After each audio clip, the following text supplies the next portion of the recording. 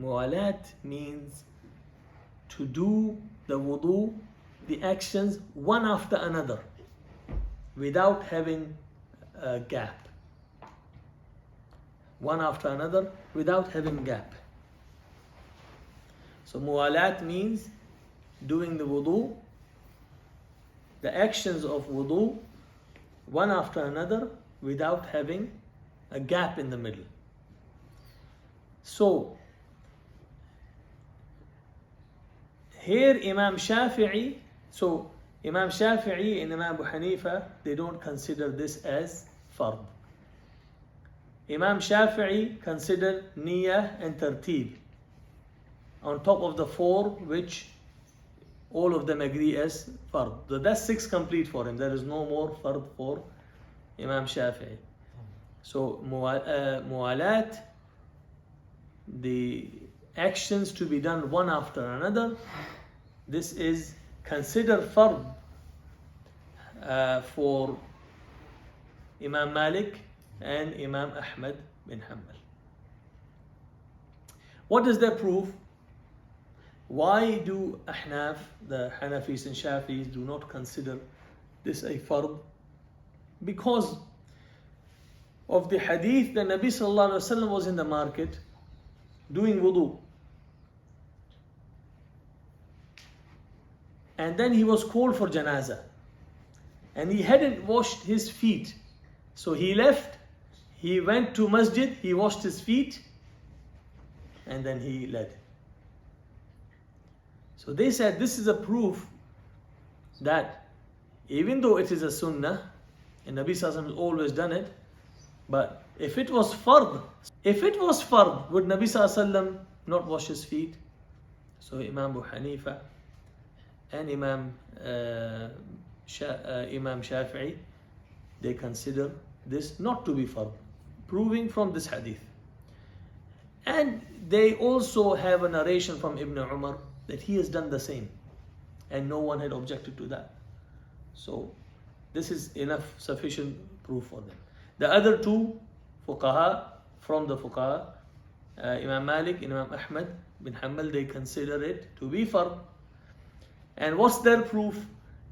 Their proof is Nabi Sallallahu Alaihi Wasallam, he saw a man who had done wudu, and there was a dry patch on his feet, size of a coin, a dirham.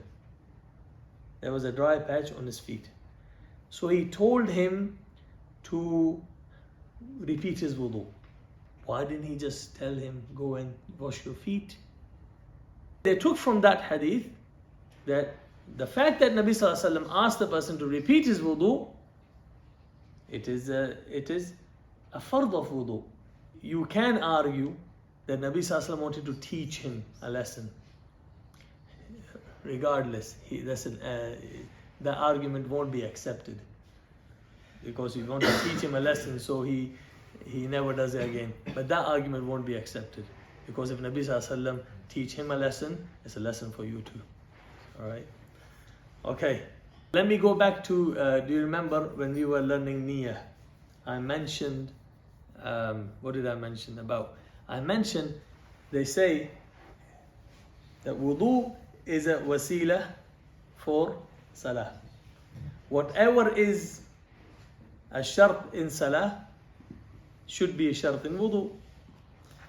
So Imam Malik and Ahmad bin Hanbal, their proof that muwalat, doing the actions one after another without a gap, is fard, because they say it is fard in salah. It is fard in salah.